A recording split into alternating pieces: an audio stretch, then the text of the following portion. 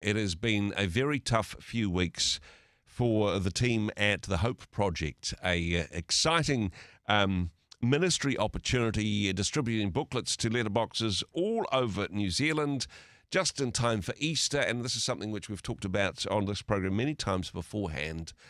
This year, though,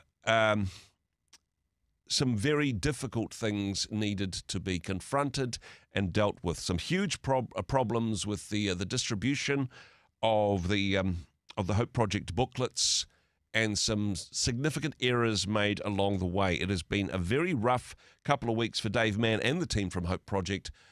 Dave joins us on the program. Dave, very much appreciate your time today. I know a lot of people have been praying for you and the team, but just talk us through what went wrong. What was the error that was made, Dave? Yeah, hey, kia ora, Andrew. Just first of all to say, the Hope Project has probably achieved around about 80% of its goals as a whole this year. Yep. But we had to interrupt our own delivery as of the Wednesday before Easter and to ask that that be stopped, and also that remaining booklets go into the recycling bins across the nation, which is a pretty significant thing to ask. What happened is it was discovered. I received an email on the Saturday prior in which someone said their whānau there was an image of their whānau in the booklet Wow. that there was no permission for. And so I did a quick investigation through all imagery because I didn't know which image this referred to. And I worked out which one I thought it was, which later turned out to be confirmed. And there was an image of a Māori warrior with the wera, or the challenge, given during the pōwhiri, found in the centre pages. And the wrongdoing here ended up growing. I called an emergency board meeting, immediately recognizing that we would have broken tikanga because we couldn't find a wera image to purchase. So someone had helped us using AI. And if the image was recognizable, the AI had completely failed. And that made us guilty of breaking not only tikanga in the Māori world, but of breaking basic protocol and respect shown to any human being, Yeah. that your image shouldn't just be used without your permission. But it then got worse in that an image selected because we could find nothing to purchase for a wero that was suitable. The image from the public domain originally used by the AI turned out to be owned, which meant we were Wow. guilty of breaking copyright, which is a legal matter. And so we had to take that very seriously. We're a Christian project in the public square, and I'd never imagined we could have messed up to the extent that we did regarding this one image. And we really came to three immediate priorities as a board, and that was that we needed to connect with those who were most affected or offended. We need to ascertain really the current status of things, to make apology, but we then needed to let our apology, the sincerity of that, be seen within our actions. Yeah. And the real grace within this picture is that when we were eventually able to connect with those most affected, this had by that point gone into the public square with tens of thousands of people expressing their anger online. That they were very gracious, and they believed our sincerity. It's our stupidity, it's our error, it's our ignorance, you could say a negligence of a responsibility or core duty, and they were willing to engage in a tikanga Māori reconciliation process if we were willing to front up, Yeah. and to admit our wrong on a marae. And so that's the process we've been engaged in across the last 3 weeks, whilst having to juggle. I guess many people not aware of what's happening or of the gravity of it. At the same time, many in particular within the Māori world across our nation, very aware of this and feeling rightly angry. This is absolute nightmare of stuff that you're dealing with. And I know, Dave, the sincerity of the work that you do in wanting to tell the good news of the positive difference that Christianity has made to Māori. And I know for some people, this error, this terrible mistake, which you guys totally own, perhaps seen as, typical Christians stealing our stuff again, which is, of course, the opposite of what you're wanting to do. Tragically, a very different story, a very different message was perhaps received by some. Yeah, you're exactly right. I think we had to have understanding regarding some of the anger that was being expressed, and some of the words were most inappropriate. And I had to inform family and ask family not to look online Yeah. by the nature of what was happening in the online space. But this really did dig into an old wound. Mm. You know, that the mamai, the hurt around the loss of the land, the question around whether the missionaries were actually catalyzers of colonization, Yeah. which in the modern era has turned into an intentional blame of missionaries in some circles. That whole hurt suddenly spoke into this, where you've got Christians who have taken an image without permission and who have changed it, desecrating actually quite a special person on a special occasion at a special place. Wow. So a lot of the hurt around this was also related to the details of that original image that was used in the AI. And so we had to really give grace and understanding toward that we had done a wrong and people have a right to be angry. But yeah, that was certainly a dynamic. What I would say is the hui, there's since been a reconciliation hui, which was yesterday, and the grace shown to us was truly remarkable.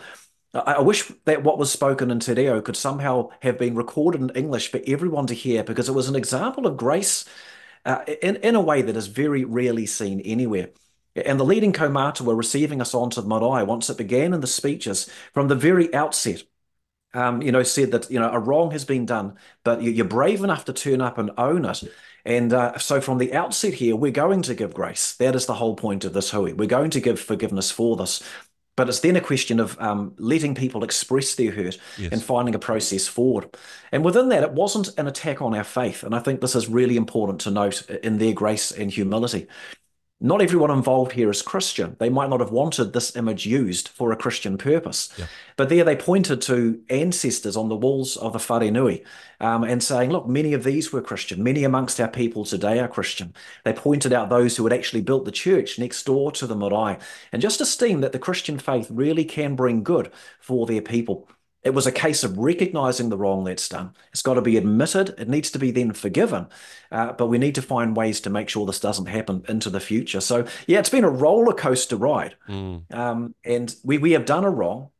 But also the grace we've received. To give a very touching part of the story, Andrew, but Bishop Kitohi Pakahu, Bishop Kito of the Te Tai Tokoro Māori Anglican Church, so he really led our party going on to the marae, brought about 30 people with him. Some pastors from Rotorua joined, and people with myself from our team and others in Tauranga. And he really led in a process of absolute humility. And he said before we went on that when a Christian rejoices, we all rejoice. Yeah. When a Christian grieves, we all grieve. In this instance, a Christian has sinned, so we're going collectively onto this marae to carry the guilt together and to say, we stand before you together as the guilty party. We ask you to address us as a group. How do we put this right? And I would say his leadership by way of humility, with far more details than I can share in a brief interview here, again, was just truly humbling, having around about 50 people stand alongside our team and saying, we own this with you. We believe in the good intent and heart, even though you've done something that's wrong. How do we put this right? Yeah. No, very challenging circumstances, but even in that, the brokenness and the humility in the confession, in seeking of reconciliation, God involved in the middle of that process. I know, Dave, there will be people listening to this at the moment who very much admire and support the work of the trust that you're involved with and the Hope Project in particular. What can we do as a Christian community to support you? As you say, it's not just to say, oh, yeah, these people did something wrong. It's not about necessarily pointing the finger, but how can, I suppose, the Rhema family be involved in restoration? How can we support you guys moving forward?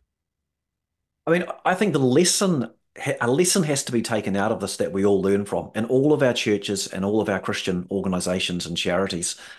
And that is really a lesson not only around the right protocols for the purchase and rights of use and use of imagery, but a recognition that in our changing times, the use of indigenous imagery, this is a changing world and a changing space. Yeah. And we really need to be aware of that and to engage probably with a much higher level of sensitivity.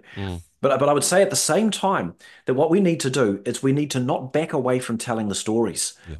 Because the danger here is that feeling so intimidated at people who might be angry if we do something wrong, we choose to back away from the bicultural journey and the storytelling. I actually think we need courage from God to stay in this space. Yeah. And for all of us to learn the stories of our history. And as Christians, to learn of our spiritual tipuna, our spiritual ancestors in this land, Māori and non-Māori. and to have the confidence to tell those stories, but at the same time, the wisdom to engage with a slow pace, to make sure we've got the story correct, that we're submitting to the mana of those who carry the story, which is always the immediate descendants. And if we're ever touching an image, to not make a mistake in utilizing AI and ending up with an image we didn't have rights of use for, like we have done. We've got to learn and tell and treasure the stories. And I think that by doing that right, that will continue to be a voice and to build bridges in a space that is becoming quite polarized and divided, due to other factors in our current time. Well, Dave, thank you for the work that you do. Thank you for the courage and the humility that you've shown in this instance, and for taking the time to share some of that difficult story with us today. Kia ora, thank you for your time. Kia ora. Hey, thanks very much for joining us in the Rhema studio. Thanks very much for watching the interview. It's kind of nice to have an audience, actually. And if you did like what you watched, then do give us a like, do give us the thumbs up. And if you'd like to see more interviews like that one, or perhaps even better, subscribe and those interviews will come straight to you. Don't forget to turn on your notifications, and we'll see you in the next one. Cheers.